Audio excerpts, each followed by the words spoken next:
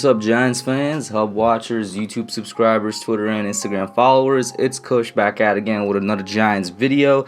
So today is day 3 and the last day of Giants mandatory minicamp. Of course, that's why it's called minicamp. It was only 3 days. It was certainly a program where they didn't really run any live drills. It was more so to try and get the players in here, to, get everybody in here. That's why it's mandatory. See who would attend, see who wouldn't attend. Thankfully, everybody attended. We ain't got no problems like that. To get everybody to meet the coaches, to get everybody to just sort of get on the grass, get on the field, and get back to a little football. Remember, the off season is a lot about slowly working these guys' bodies back into shape. Because, football level shape, pro football level shape, NFL level of play requires a very high level of athleticism, flexibility, strength. Anything that deals with the physical traits of your body, you name it, is going to be to the maximum extent. And so they really need to slowly work these guys in order to avoid stuff like injuries, cramps, tears, all that. So we're closing out a good mini camp 3-day session here. I'm not really surprised that the Giants didn't really do anything too aggressive, nothing, too complex. That's really going to come the further we get into the off season. Definitely during mandatory training camp, which I think is in July and August. Don't quote me on that. And during the joint practices with other teams. Speaking of which, Joe Judd had a little bit to say on that. He says that the joint practices are not yet confirmed. The one with Cleveland is finalized, but we've also seen rumors of working out with the Pats. Those are still working on the details, so that's kind of confirmed. And Judge says he's a big fan of the joint practices. I mean, I would be too. It's literally like a scrimmage against another NFL team. You could get nothing but good things from it. Get the players exposed to a different defense that they're usually facing in practice, to a different offense that they're usually facing in practice. And it's not like these two teams are scrubs. I know we've actually had joint practices, or not necessarily joint practices. We've had a lot of preseason games, I want to say in the past 5 or 6 years with the Browns and Pats, now having joint practices with them. Both of those are good teams. Of course, more so the Browns right now. The Pats are well on their way to being a good team. The Giants, as we all believe, are well on their way to being a good team. This is going to be kind of like an iron sharpens iron moment, in my opinion. And at least with the Patriots, I think the players are going to very much be at home with a similar coaching style from one Bill Belichick. Also, really quickly, I just want to say, the fact that Belichick is even exploring joint practices with Judge just kind of reinforces my conspiracy theory that Joe Judge was Bill Belichick's gift to the Giants for essentially starting off his career, and he still wants to be a New York Giant, and that all the way in his heart, Bill Belichick is a Giant through and through. You guys know about that conspiracy theory. This kind of more so confirms it. That's just me. But it's not just similar because of the way the coaches operate, but it's also because of the culture. And as you probably have seen, that's the title of this video. Culture is something real, guys, alright? I know a lot of fans, even some Giants fans, for some reason don't like the word culture. You know what I'm saying? They don't like the C word. They don't like to hear it. When Judge was first hired, they didn't want to hear anything about it because they didn't know who the guy was. For the past 2 years, when the team was missing it, not a lot of people recognized the fact that we were actually missing it. But culture is a real thing on this Giants team, and I think as of right now, all Giants fans recognize that. Not just a winning culture, but a culture in terms of mindset and attitude as well. One where the coaches can freely relate and communicate properly with their players, and the players can do the same back to the coaches.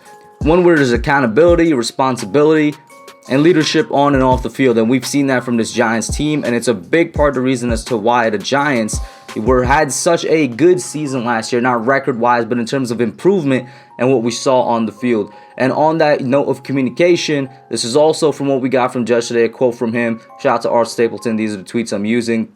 Joe Judge, apparently, when signing or drafting a player at a particular position, he sees merit in calling up and talking to a veteran at that particular position. So as you can see in the tweet here, he called Sterling Shepard after the Giants drafted Kadarius Toney, and Nate Solder after they drafted Andrew Thomas. Now these two particular guys, especially the Kadarius Toney one, it wasn't just that he was calling Shepard because Shepard is the vet wide receiver on the team. He could have called any wide receiver on the team. He called Shepard because he recognizes that Shepard is a leader on the team. He's actually one of the longest tenured Giants on the team.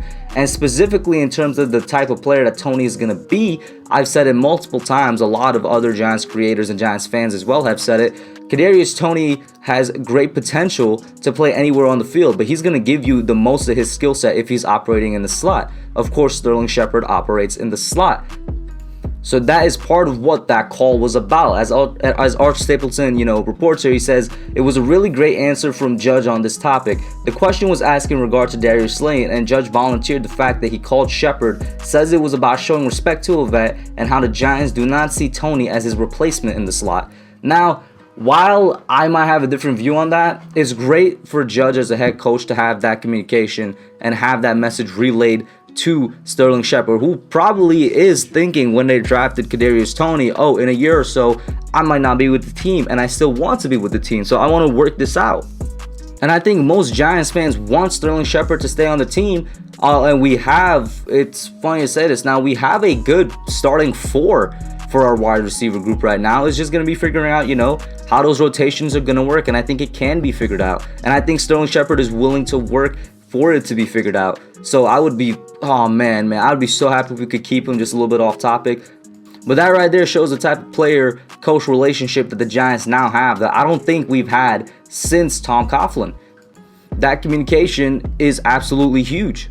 And I'm sure it was the same thing for Solder back when the Giants drafted Andrew Thomas. Of course, Solder did end up opting out of the season, but I'm sure the phone call consisted of many of the same things that Judge was saying to Sterling Shepard, that Andrew Thomas might not necessarily be the replacement from him. And Judge really wanted to keep, at least at that point in the Giants, in the Giants season, the starting left tackle, which was Nate Solder before Andrew Thomas took the job. He wanted to keep his starting left tackle on track and, sort of in line with everything else that was in the plan for the Giants. And to get back to the joints practices real quick, I spoke on it a little yesterday with the Browns one. How I'm excited to see how our defense could perform against that Browns offense, our secondary against their wide receiving core, linebackers against their tight ends and running backs. And the ones I'm most excited about is our defensive line / outside linebacking core against the Browns offensive line, because the Browns over the past couple of years have had one of the better offensive lines in the league. In fact, one of the best. I think they've consistently ranked in the top 10 or top 5, and I really want to see how that plays out. Basically the same for the Patriots, but what kind of renewed my energy for that was a video of the Giants posting Leonard Williams today moving around during minicamp, and I gotta say, Jesus Christ, does he look fast. That man looks unnaturally fast. I don't think I've ever seen him move like that in my entire life. The speed and agility, you name it. He was moving way faster than he actually was last year. I'm going to tell you guys that right now. Whatever he did in the offseason, whatever he was doing down in Florida, he was practicing in the sand. And I don't know, obviously running in sand is extremely hard. If any of y'all have tried it, most everybody in their life has tried it. That worked. That man looked way faster than normal. You're talking about Leonard Williams, right? Who relies on his power and hand technique mostly to get his sacks last year, 11.5 of them. Now you add legitimate speed to that? You add a legitimate speed rushing type ability to his game, which is not built on speed at all. His game is just fine as it is. If he comes back as the player he was last year, I think everybody is happy with that because we saw what he could do. And, you add that same player from last year with a better outside linebacking group and improved secondary, it only means that him production-wise could improve as well. Now he improved on himself by adding this crazy speed, and I might be tripping, but I don't think I've seen Leonard Williams move like that in my life before. That is scary. All right, if you're an opposing quarterback and this man had 11.5 sacks last year, and to be honest with you, he was not necessarily slow, but he's a big-ass defensive tackle. He's kind of slow compared to the edges. Now he's moving just as fast as the edges. Bro, you should be scared. I don't know, maybe it's just me, but that got me out of my bed real quick when I saw it this morning, man. But that's it for today, guys. Put your thumbs down below. Let me know what you guys think, about joint practices, about Joe Judge and the way he operates, and about this man Leonard Williams becoming a Super Saiyan, man. That's it for now. I'm out. Thanks for watching. Don't forget to like, comment, subscribe, and share. I'll catch y'all in the next one.